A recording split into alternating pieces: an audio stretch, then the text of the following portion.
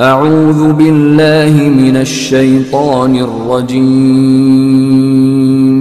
بسم الله الرحمن الرحيم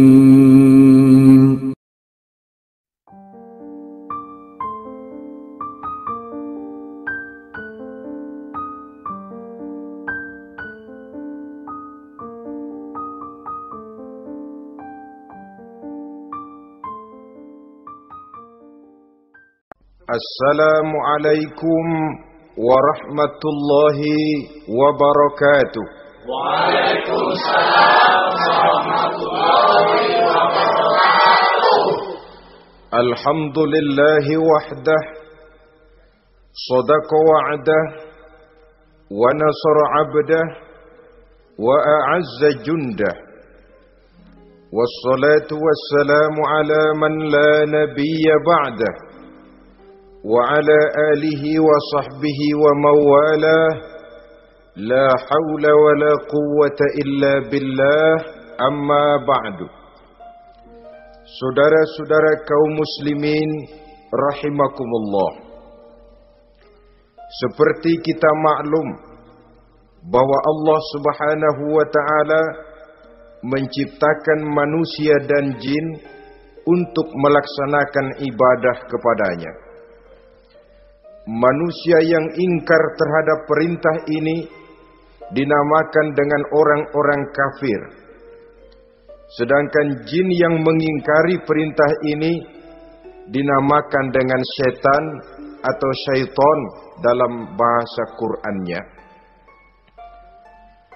Kemudian dalam perkembangannya, jin-jin yang kafir yang dinamakan setan ini bersekongkol dan menjadi bala tentaranya iblis untuk menggelincirkan manusia dengan berbagai macam cara dan jalan dari hal-hal yang diridhoi oleh Allah Subhanahu wa ta'ala. Adapun yang namanya iblis pada hakikatnya cuma satu saja, yaitu yang ingkar kepada perintah Allah untuk sujud kepada Nabi Adam alaihi salam. Iblis inilah kemudian yang menjadi sesepuh, raja, biang atau dedengkotnya para setan. Seluruhnya akan tunduk kepada komando iblis, akan taat dan setia kepada perintah iblis untuk mencari teman yang sebanyak-banyaknya guna menemani mereka di neraka nanti. Maka mereka pun melakukan satu proklamasi yang bisa kita baca dalam surah Al-A'raf ayat 16 dan 17, di mana iblis dengan tegas menyatakan, qala fabima aghwaytani la'aq'udanna lahum siratakal mustaqim. Wahai Allah, kata iblis, dari sebab engkau telah menghukum saya, dari sebab engkau telah mengusir saya dari surga, maka saya berjanji akan menipu, akan menggelincirkan mereka, Adam dan keturunannya, dari jalanmu yang lurus. Apa jalan yang lurus? Tidak lain Islam ini.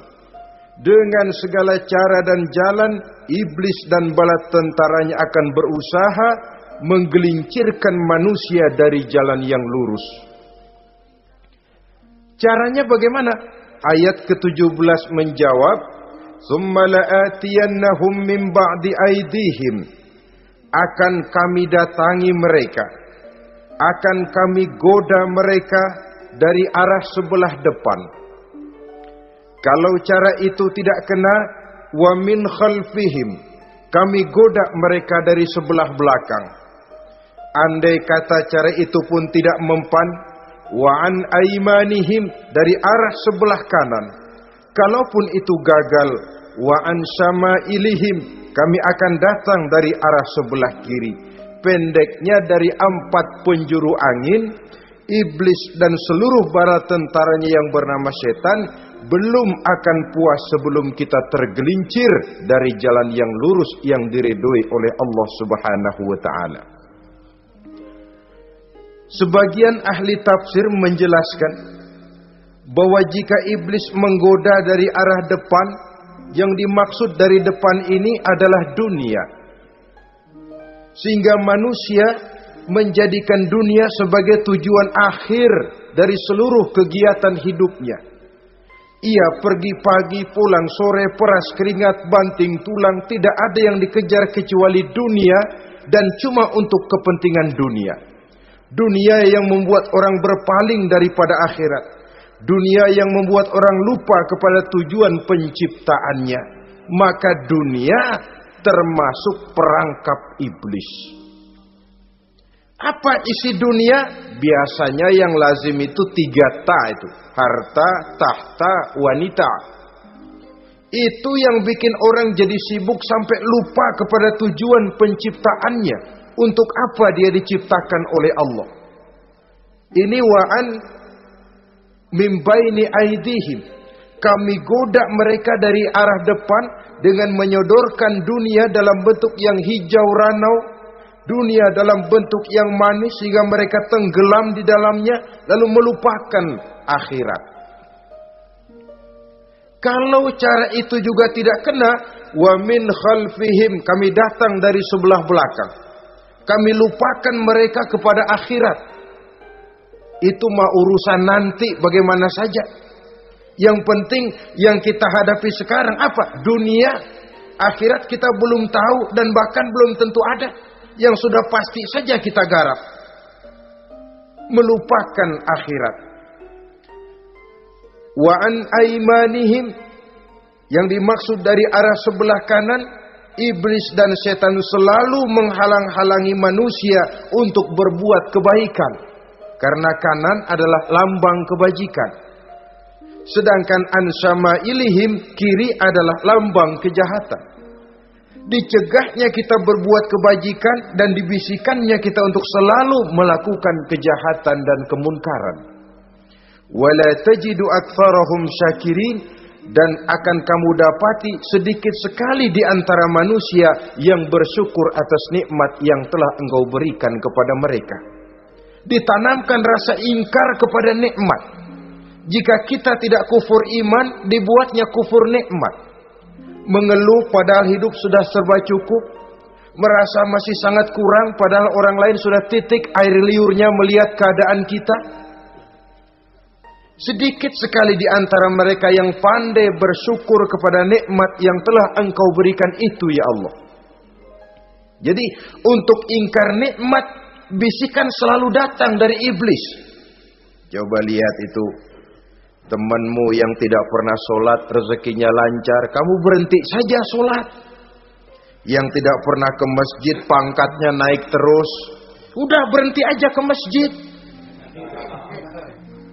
Atau setidak-tidaknya mengeluh dalam hati, Tuhan kayaknya tidak adil, kenapa saya rajin sholat kok rezeki seret benar. Padahal pada dasarnya kalau kita mau berpikir dalam bentuk yang paling mendasar, Allah selalu memberikan yang terbaik untuk kita. Jika begini keadaan kita, inilah yang terbaik buat kita menurut pertimbangan Allah. Jika kita menuntut lebih lagi, mungkin dengan keadaan yang lebih itu kita bisa tergelincir. Dan Allah lebih tahu itu. Sebagai pencipta manusia, Allah lebih tahu tentang kemungkinan-kemungkinan yang bisa didapat dan dicapai oleh manusia. Bahasa ringannya, rezeki lu segini aja deh, lu jadi rajin sholat. Kalau rezeki lu melebihan jadi orang kaya dikit, nanti ngelihat masjid minggir.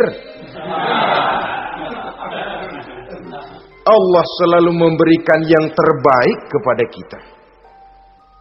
Saudara-saudara kaum muslimin, adapun iblis dan setan sudah menyadari betul bahwa iblis dan setan tempatnya di akhirat nanti jelas neraka.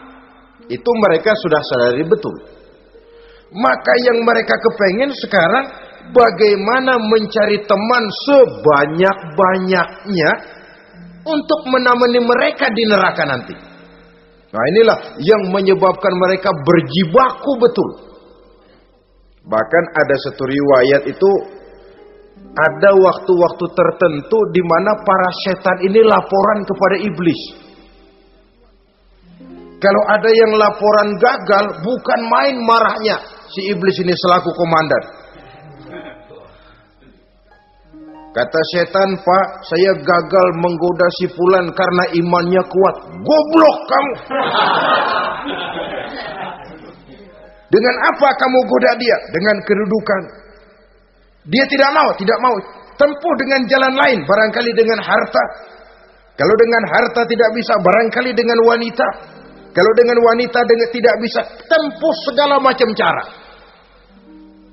Dan mereka yang laporannya enak, artinya berhasil menggoda banyak orang-orang beriman, itu konditenya naik. Bahkan mendapat semacam piagam penghargaan sebagai kadar militan daripada iblis. Nah, mereka berusaha dengan segala macam cara mengumpulkan teman sebanyak-banyaknya. Kalau mereka sendiri sudah tahu pasti, sadar nasib saya di akhirat nanti pasti masuk neraka, diazab dan disiksa oleh Allah. Cuma saya begini ini lantaran ulahnya Nabi Adam dulu.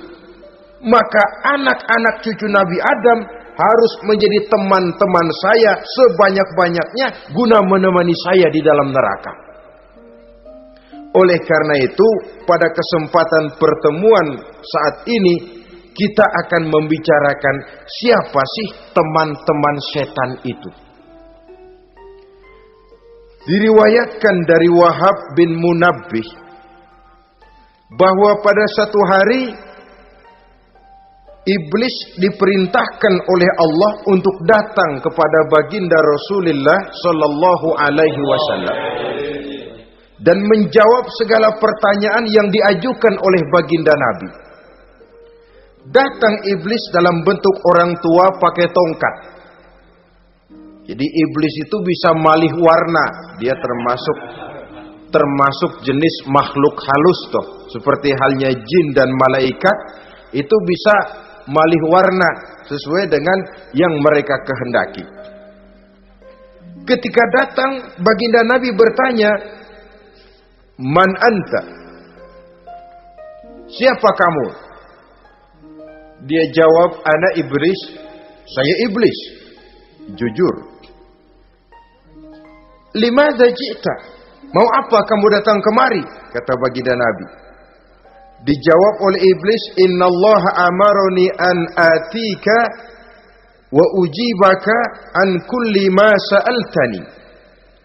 Allah memerintahkan saya untuk datang kepadamu dan menjawab segala pertanyaan yang engkau ajukan kepada saya.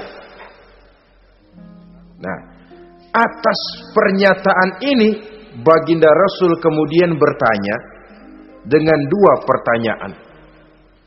Pertanyaan pertama, iblis, "Kam ikhwanuka min ummati?" Ada berapa sih teman-temanmu dari golongan umatku? Dari golongan umatku, umat Islam ini, bukan orang lain. Kalau orang kafir sih sudah jelas, itu memang CS-nya iblis. Tapi dari umatku, siapa saja yang jadi teman-teman kamu iblis? Menjadi antekmu, menjadi alatmu sejak dari dunia sampai ke neraka nanti. Atas pertanyaan ini iblis menjawab, "Teman-teman saya dari golongan umatmu ya Muhammad, asyarun, ada 10 orang. Ada 10 orang yang merupakan teman-teman iblis dari dunia sampai ke neraka."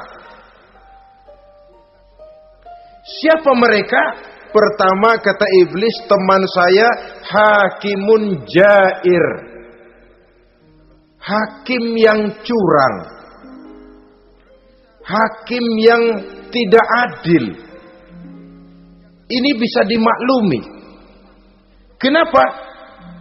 Karena hakim diharapkan adalah produk keadilan. Sehingga orang mengatakan seorang hakim adalah seorang yang meletakkan sebelah kakinya di surga dan sebelah lagi di neraka. Kalau adil dia menghukum, kaki sebelah kanan yang akan menentukannya ke surga. Kalau licik dia menghukum, kaki sebelah kiri yang akan menjerumuskan dia ke dalam neraka.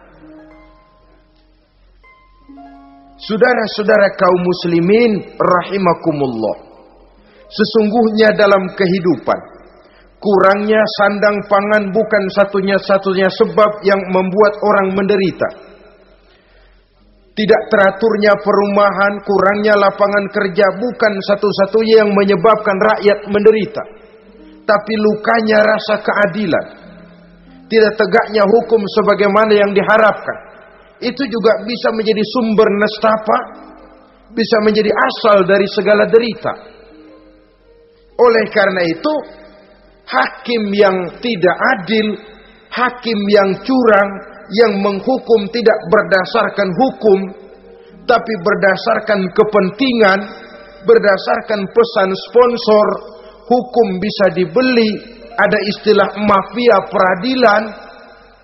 Hakim-hakim macam ini yang akan menjadi teman-teman iblis. Dan tiap kali palu akan diketuk, iblis sudah bukan main sibuknya.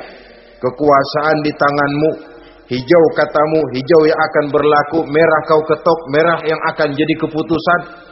Orang lain tidak tahu ini kesempatan untuk jadi kaya, ini kesempatan untuk naik pangkat.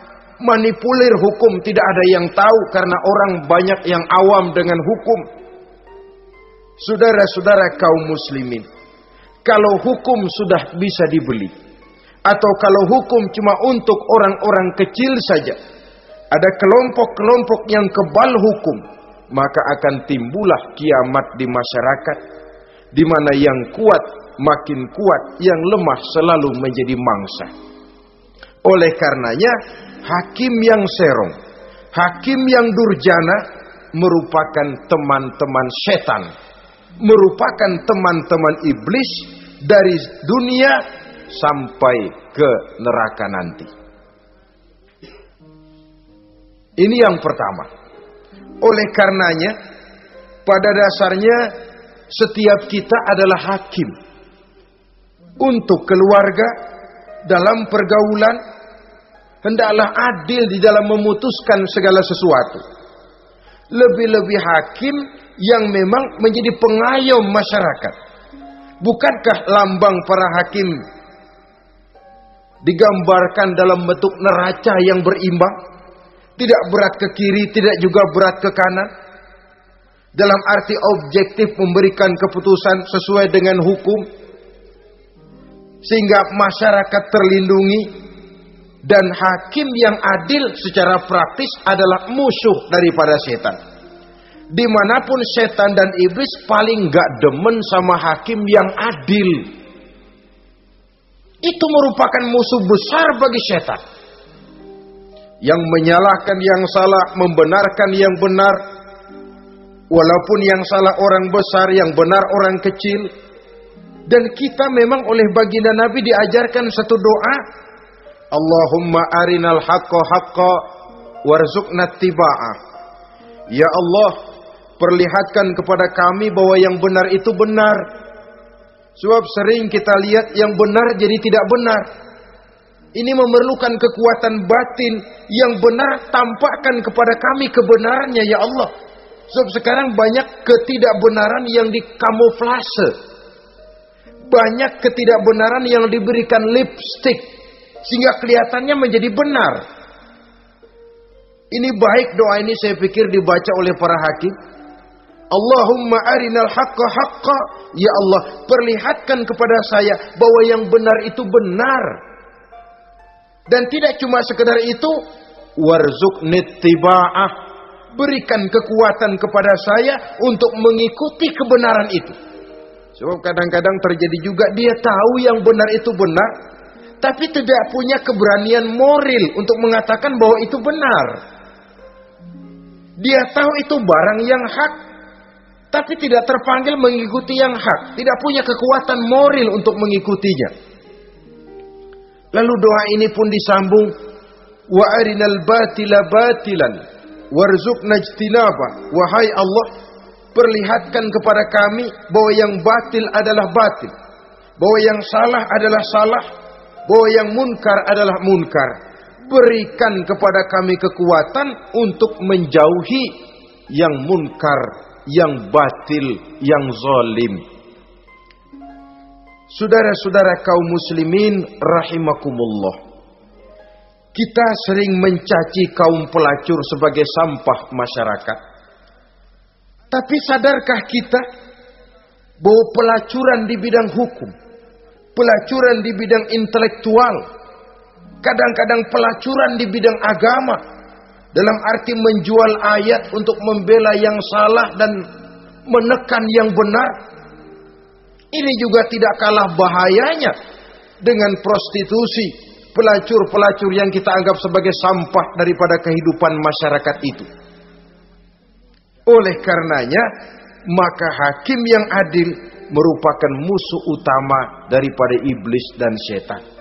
Mereka akan sibuk sekali kalau seorang hakim sudah berketetapan untuk melahirkan keputusan hukum yang seadil-adilnya.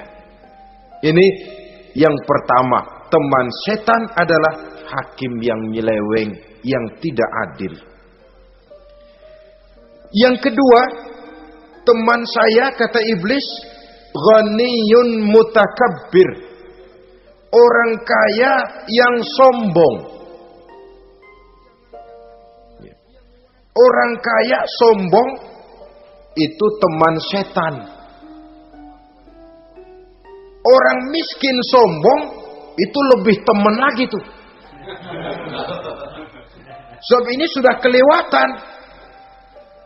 Kalau orang kaya sombong barangkali masih lumayan lah, memang kaya. Tapi kalau sudah miskin sombong, minta ampun. Orang kaya yang sombong adalah musuh iblis. Sebab pada hakikatnya tidak ada yang kaya dalam kehidupan ini kalau sudah bercermin kepada apa sih yang kita punya. Nabi Sulaiman karena merasa menguasai antara masyrik dan maghrib, satu hari pernah mohon izin kepada Allah. Ya Allah, saya mohon izin kepadamu untuk memberikan makan kepada seluruh makhluk-makhlukmu sekedar satu hari saja. Baik. Satu hari Nabi Sulaiman mau menjamin menanggung makannya semua makhluk. Karena merasa kaya. Baik, kata Allah. Lalu sibuklah Nabi Sulaiman mengadakan persiapan. Seluruh bala tentaranya, jin, binatang dikumpulkan, mengumpulkan makanan yang sebanyak-banyaknya, diatur di satu lapangan yang sangat luas. Sebab ini yang mau makan tentu tidak sedikit. Nah, sudah selesai persiapan, kata Allah, sudah selesai Sulaiman? Sudah, ya Allah. Nah, aku mulai dari makhlukku yang paling di bawah. Ikan. Ikan Nun dipanggil oleh Allah. Rezekimu hari ini mau ditanggung Sulaiman. Naik, makan. Naik ikan ini. Sekali makan seluruh persiapan habis.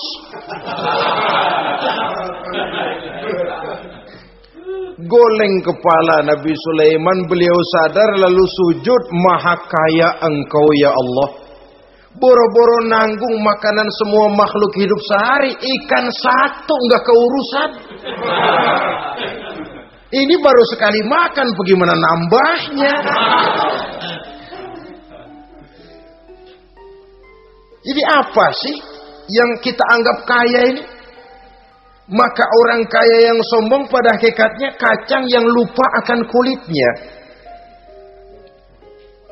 Tidak ada yang kita bawa pada saat kita terlahir ke alam ini. Sebagaimana juga tidak ada yang kita bawa pada saat kita meninggalkan alam ini. Harta kita akan pindah nama. Sebab itu yang perlu kita jaga pada hakikatnya tidak lain nilai-nilai iman. Sebab ini yang akan kita bawa. Cuma ironinya, karena iman itu abstrak, bukan benda, orang yang kehilangan iman tidak pernah ribut. Sebaliknya karena harta itu materi, benda konkret, orang yang kehilangan harta cepat merasa, cepat ribut.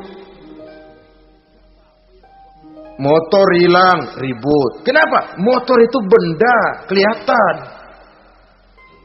Duit hilang, ribut. Televisi hilang, ribut. Kenapa? Benda. Tapi kalau iman yang hilang, wah kelihatannya tenang-tenang saja, Pak.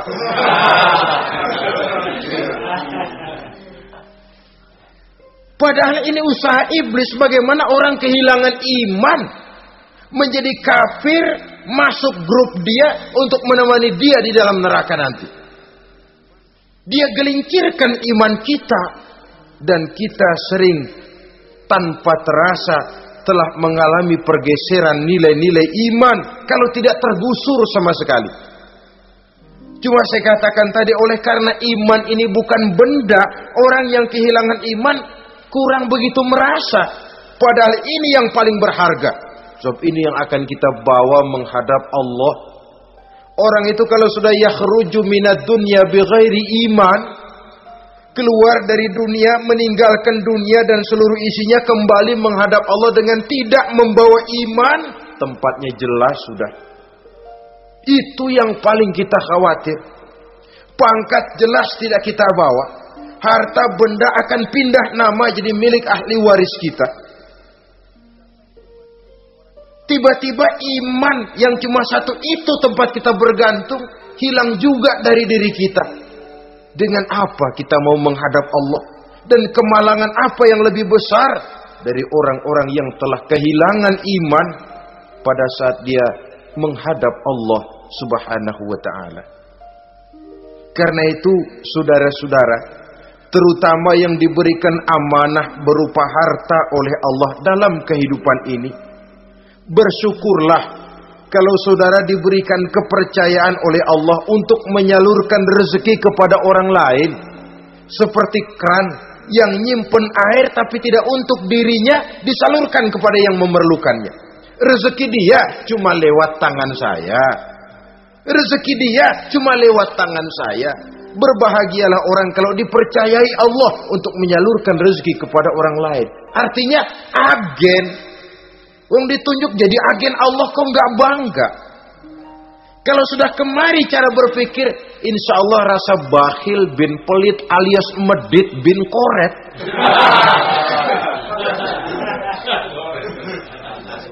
Itu insya Allah nggak ada. Kan kadang kita berpikir, yang nyari duit gue setengah mati, lu datang-datang mau minta aja pala lu. Kan itu toh kadang-kadang cara kita berpikir. Ya boleh jadi lalu terasa berat. Tapi kalau kembali kepada kesadaran, barangkali alhamdulillah rezeki dia cuma lewat tangan saya. Kalau saya nggak ngasih dia, barangkali nggak semudah ini saya dapat rezeki. Allah mudahkan rezeki saya karena saya sering membantu orang-orang yang memang memerlukannya. Andai kata saya nggak membantu mereka, belum tentu rezeki selancar ini. Tidak lalu enak aja, peras keringat gua banting tulang, pergi pagi pulang sore, lu datang-datang nada aja. Berbahagialah orang jikalau sekali lagi dia dijadikan agen oleh Allah untuk menyalurkan rezeki kepada mereka yang memang memerlukannya.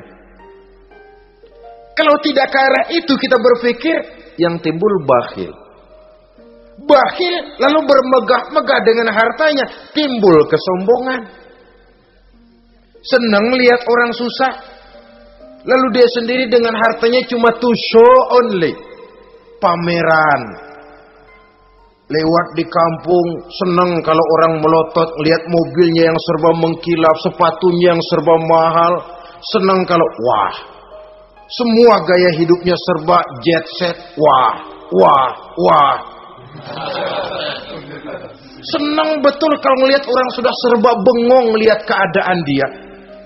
Timbul takaburnya, sombongnya, ngenyek kepada yang lain.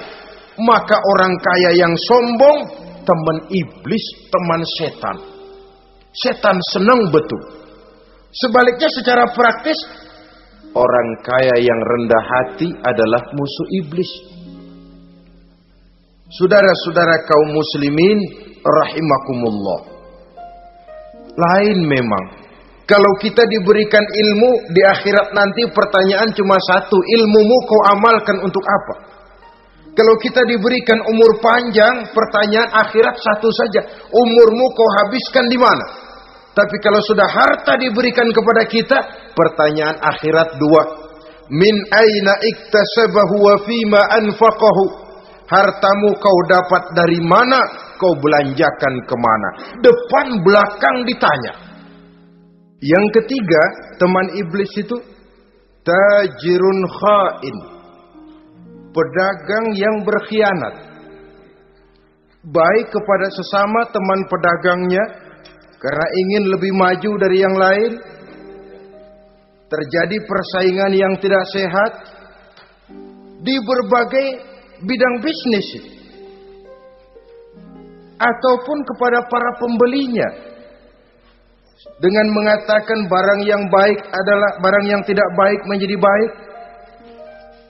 Sebab pada dasarnya apabila kaum pengusaha sudah berkhianat akan timbul kegoncangan ekonomi. Dan kegoncangan ekonomi dampaknya adalah melahirkan kelas-kelas kemiskinan. Kemiskinan merupakan satu perangkap iblis. Biasanya orang kalau udah melarat udah dekat banget sama kafir. Kalau tidak dilatar belakangi oleh nilai iman yang kuat. Udah melarat udah dekat benar dah sama kafir.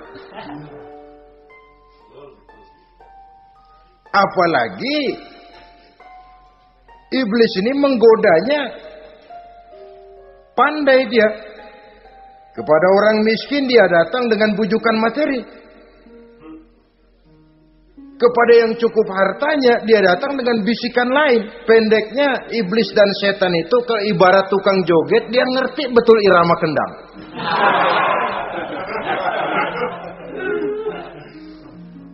Di mana kelemahan orang itu dia selidiki, dia pelajari, dari arah situ dia masuk.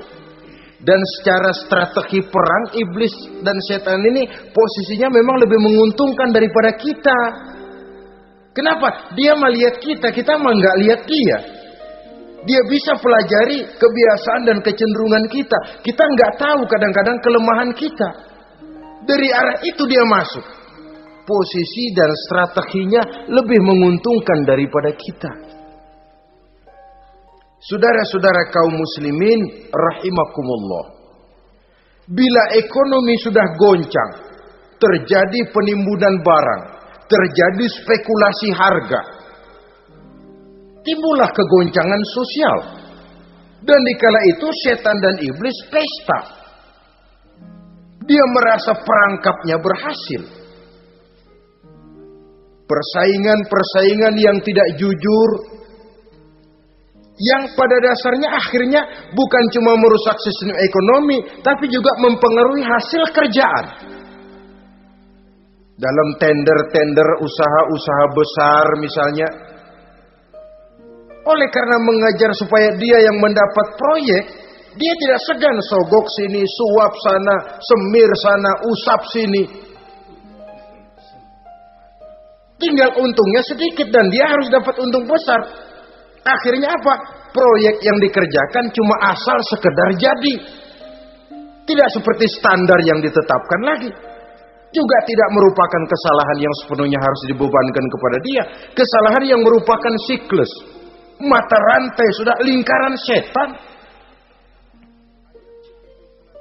Itulah sebabnya sering saya ungkapkan kalau manusia sudah jadi teman setan, lebih buas daripada bajing. Karena bajing cuma makan kelapa, tapi bajingan udah apa saja dimakan. Sudah jadi teman-teman iblis, tidak ngerti halal haram, hak dan batil. Ini kepentingan pribadi apa kepentingan orang banyak, yang penting sikat saja. Jadi yang ketiga ini targetnya memang kekacauan ekonomi. Yang kemelaratan, kemiskinan merupakan tangga untuk sampai kepada kekafiran. Dan iblis tahu betul itu.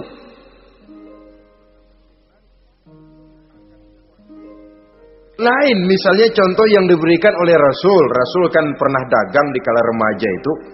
Membawa dagangannya Siti Khadijah. Kain. Beliau dagang kain. Berapa kain ini? Oh, kalau ini saya ambil dari Ibu Khadijah 25 rupiah. Saudara mau beli saya berapa terserah asal saya ada untungnya. Dan kalau modalnya 25, betul-betul beliau bilang 25. Jujur. Kita kan enggak, udah bohong campur sumpah lagi.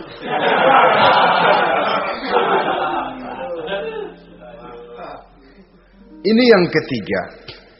Yang keempat, teman-teman setan, teman-teman iblis, syaribul khamr.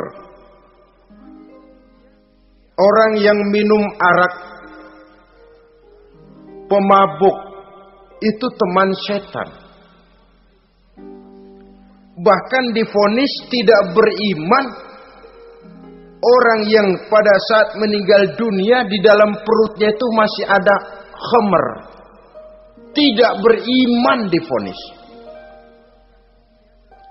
Jadi dalam satu pesta di mana disediakan minuman-minuman keras, iblis itu sudah masang perangkap. Dan bila minuman itu dihampiri orang, dia mulai senang, wajahnya berseri-seri. Kalau minuman dituang ke gelas, dia tepuk tangan. Bila minuman mulai mengalir ke tenggorokan, dia jijimprakan iblis. Girang bukan main.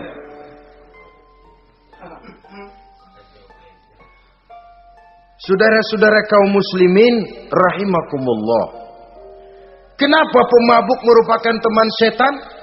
Karena dalam keadaan mabuk, orang kehilangan daya kontrol. Perbuatannya nyaris tidak terkontrol lagi. Tidak ada rahasia, tidak ada harga diri, tidak ada sifat memelihara. Dan itu ciri-ciri daripada iblis. Syaribul khamr. Orang yang suka meminum minuman keras. Itulah sebabnya memang dalam hidup ini kita harus punya filter. Allah selalu menghendaki yang terbaik dan memilihkan yang terbaik untuk kita.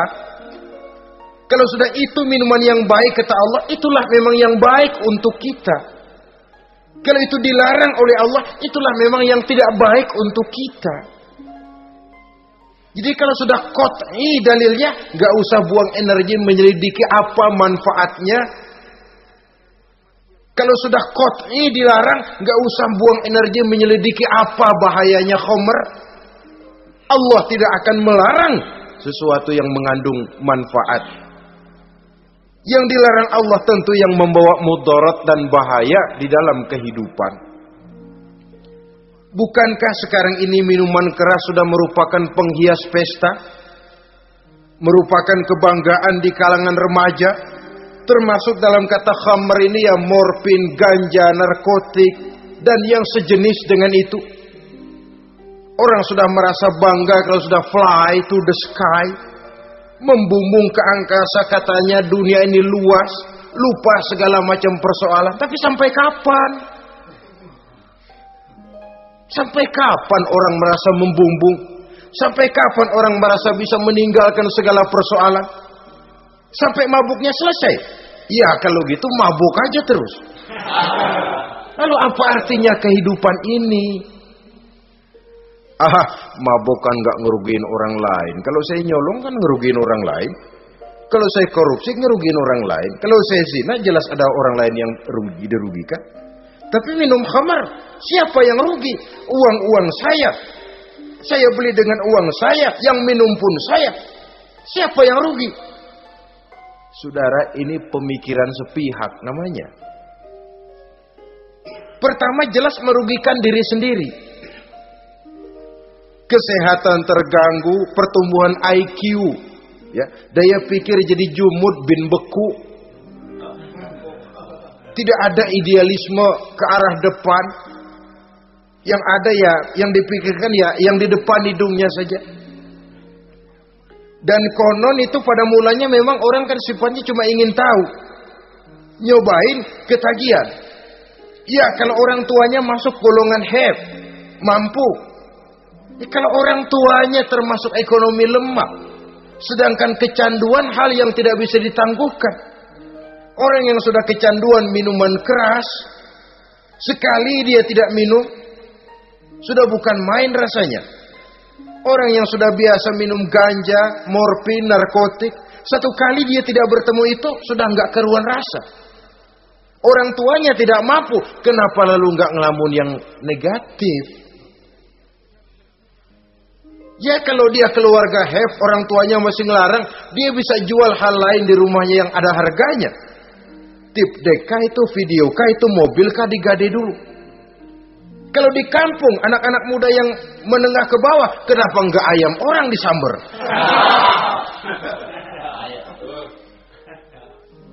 Terjadilah perbuatan negatif yang akhirnya merembet kepada merugikan orang lain. Hakikatnya zohirnya memang pada mulanya hanya merugikan diri sendiri, tapi lambat laun akan merembet juga kepada merugikan orang lain. Oleh karena itu pantas kalau dalam perjalanan Mi'raj begitu hendak start dari Masjidil Aqsa menghadap Allah, kepada baginda Nabi disodorkan 2 gelas minuman, segelas susu dan segelas arak. Muhammad, kau ambil salah satu minuman itu, kau minum. Mantap. Nabi mengambil gelas yang isinya susu lalu beliau minum. Selesai minum kata Jibril, "Shaddaqta ya Muhammad, laqad asabtal haq." Kamu benar Muhammad, pilihanmu tepat. Kenapa? Untung saja susu yang kamu minum. Kalau arak yang kamu ambil, kamu pilih dan kamu minum, pasti umatmu bakal pada jadi umat teler semua nantinya. Nabi milih susu saja umatnya masih banyak yang teler. Apalagi kalau beliau memilih khamr waktu itu. Tapi ini sekedar simbol bahwa begitulah kita dalam hidup. Saudara, kalau di depan kita ditaruh segelas jamu, segelas sirup, kira-kira pilih mana? Sirup apa jamu? Orang yang berpikir panjang ke depan, dia bakal pilih jamu. Memang pahit, getir, nggak enak, tapi besok pagi badan enteng, kerja semangat, berpikir cerdas, gairah ada. Orang yang pikirannya pendek, ngapain jamu getir nih, sirup nih, manis ini. Dia minum, bukan main manisnya, besok pagi bibir pada jontor. Begitulah dalam kehidupan ini. Maka hendaknya kita berusaha dengan sekuat kemampuan untuk menghindarkan diri dari minuman keras dan pengaruh-pengaruhnya. Yang kelima, teman iblis itu al-qattat, tukang-tukang fitnah. Itu suling iblis itu, trompet setan.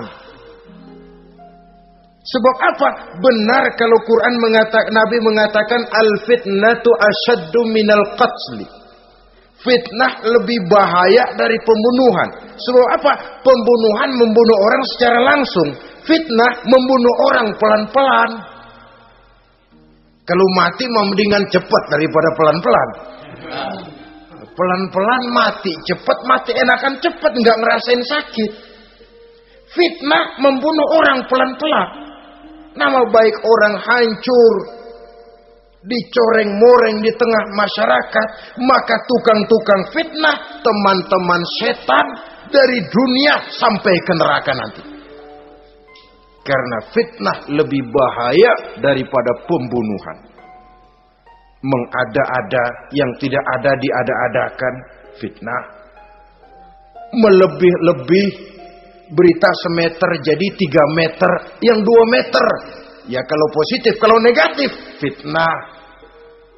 Memang orang bilang kalau kita nitip duit jangan harap lebih, kurang bisa. Tapi kalau nitip omongan jangan harap kurang, pas saja sudah untung itu. Biasanya lebih, namanya omongan. 1 meter jadi 2 meter, 2 meter jadi 3 meter. Itu sifat dari yang namanya omongan. Kita kirim uang, udah gak bakalan lebih dah. Ini nitip uang sama saya 50.000, tambahin 10.000, langka yang berpikir begitu. Kurang malah bisa.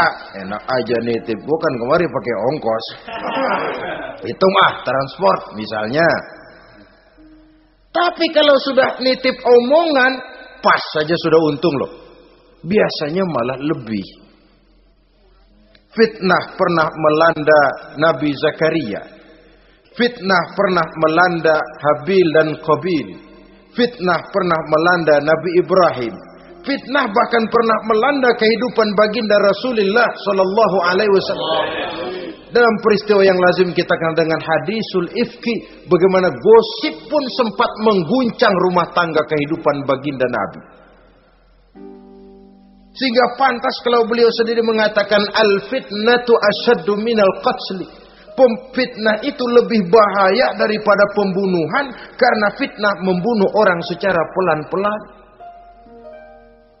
Saudara-saudara kaum muslimin rahimakumullah, lidah tidak bertulang. Shaghirul jirmi azimul jurmi. Kecil bentuknya tapi besar akibatnya. Kalau kita luka karena silet 2-3 hari boleh sembuh. Tapi luka karena lidah seumur hidup kita ingat. Asal lihat orangnya ingat nih, dia nih yang ngomong kagak enak bang, adik gua tandain dah.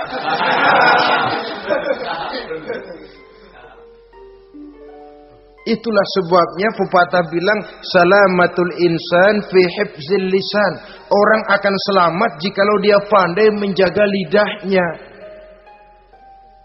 Saudara-saudara kaum muslimin, yang keenam, teman setan sahibur riya.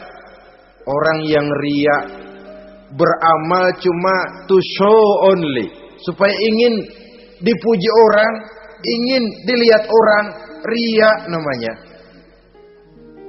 Tidak ada ikhlas. Sebab kata Imam Ghazali, an-nasu kulluhum niyamun illal alimun, wal alimuna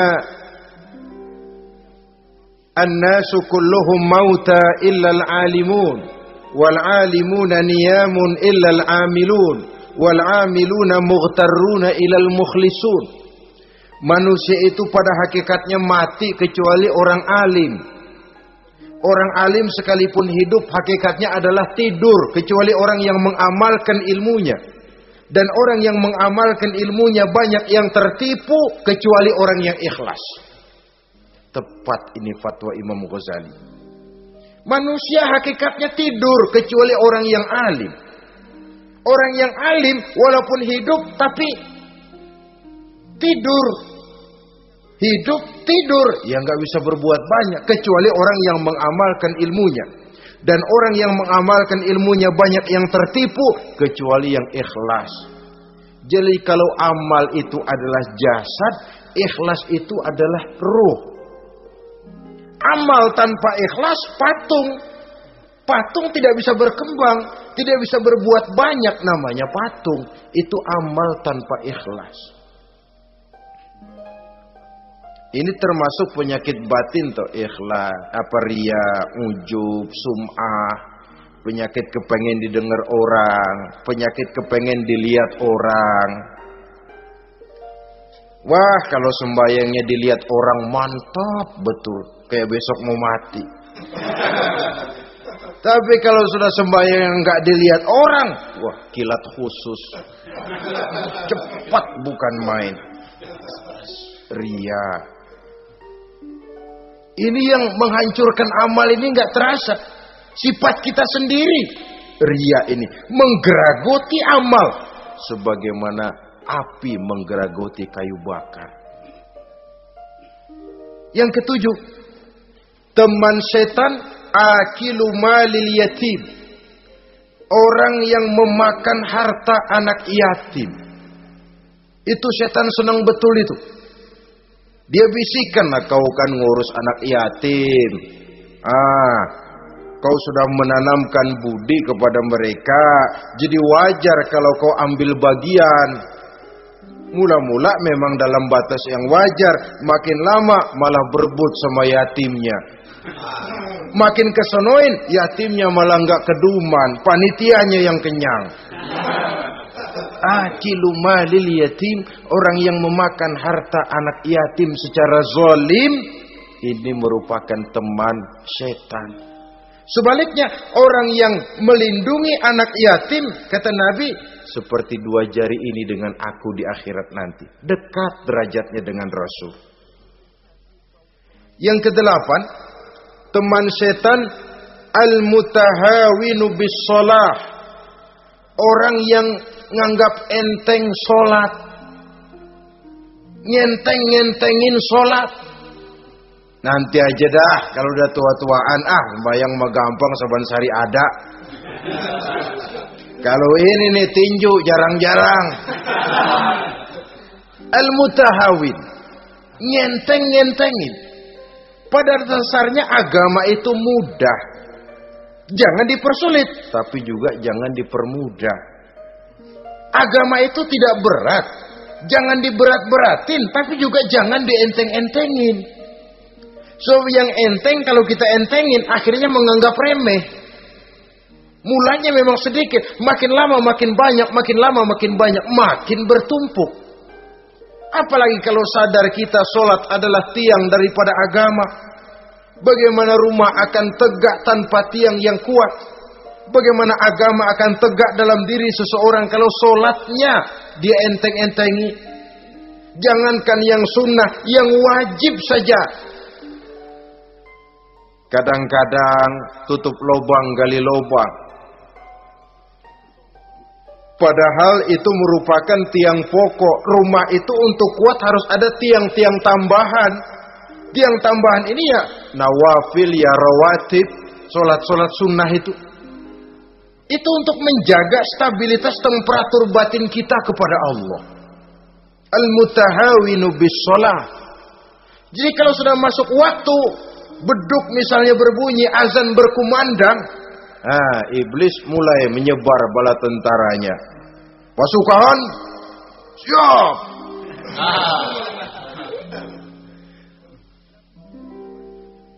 Kama yang dagang dia bisikin, sudah enaknya lo dagang, gua beli lagi banyak-banyak, sembahyang mah ada besok. Sama yang kerja, jangan ditinggal ini kerjaan, tanggung, sembahyang masih ada besok. Saudara-saudara kaum muslimin rahimakumullah. Andai kata kita berhasil, kita tinggalkan kesibukan, lalu kita pergi sholat, apa iblis diam? Setan tenang? Tidak, masih dia bisiki kita. Iya, kalau mau sembahyang ya sembahyang, nggak cuma buruan udah.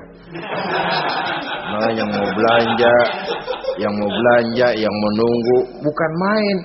Sampai rukuk kita tidak sempurna, bacaan kita semrawut, sujud kita tidak lengkap, sholat juga, tapi disitulah masuk iblis. Atau kalau itu kita berhasil cegah, rukuk tertib, ada tumakninah, sujud bagus, iblis masuk lagi. Wah, memang sembahyang kamu mantap. Orang lain gak ada yang sembahyang kayak kamu. Yang timbul apa? Ujub. Sombong kepada diri sendiri. Begitu rapi sembahyang, lu ya pada kagak sembahyang, apaan lu? Gua nih. Itu sudah perangkap iblis. Jadi lewat segala macam cara dan jalan, kepada yang ibadahnya bagus ditanamkan rasa ujub. Kepada yang mau berusaha bagus ditanamkan sifat was-was, buru-buru. Saudara-saudara kaum muslimin, ini yang ke-8. Yang ke-9, mani'uz zakah. Orang yang enggan membayar zakat itu teman setan. Gak ada urusan sama zakat. Sayang-sayang harta dizakatin. Saudara-saudara, Padahal zakat itu kata Nabi, zakku amwalakum biz zakat. Bersihkan hartamu dengan zakat. Jadi barangkali bercampur harta itu dengan sedikit yang tidak baik, bercampur dengan yang kotor. Zakat itu membersihkan yang lain. Kita misalnya dalam satu kelas punya murid 40 orang, 42 orang, ada 2 orang yang bandel, enggak ketulungan. Sudah segala macam cara kita perbaiki, enggak juga berhasil. Ini kan kalau enggak diatasi kan mempengaruhi yang teman-teman yang 40 orang. Untuk menyelamatkan yang 40 ini, enggak apa-apa yang 2 keluarin. Bikin pemecatan. Anak saudara kami sudah tidak sanggup lagi mengajar. Dengan ini kami berhentikan dari sekolah yang kami pimpin untuk menyelamatkan teman-teman yang lebih banyak. Mengeluarkan yang 2 untuk menyelamatkan yang 40. So kalau tidak ini nanti ngerembet, yang 40 ngikut jadi ngeres. Itu juga harta. Zakat untuk membersihkan yang masih tersisa. Yang terakhir yang ke-10, teman setan, musuh, teman iblis, man yutilul amal. Orang yang terlalu panjang angan-angan. Penghitung bintang di langit. Yang hidup cuma ngitung jikalau. Wiridannya cuma jikalau.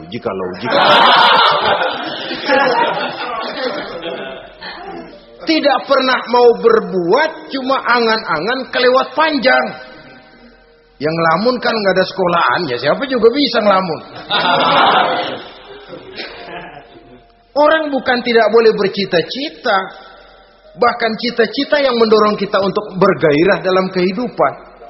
Tapi kalau cita-cita tanpa langkah konkret, yang penting kan punya kemauan, lebihnya tawakal, nggak cukup.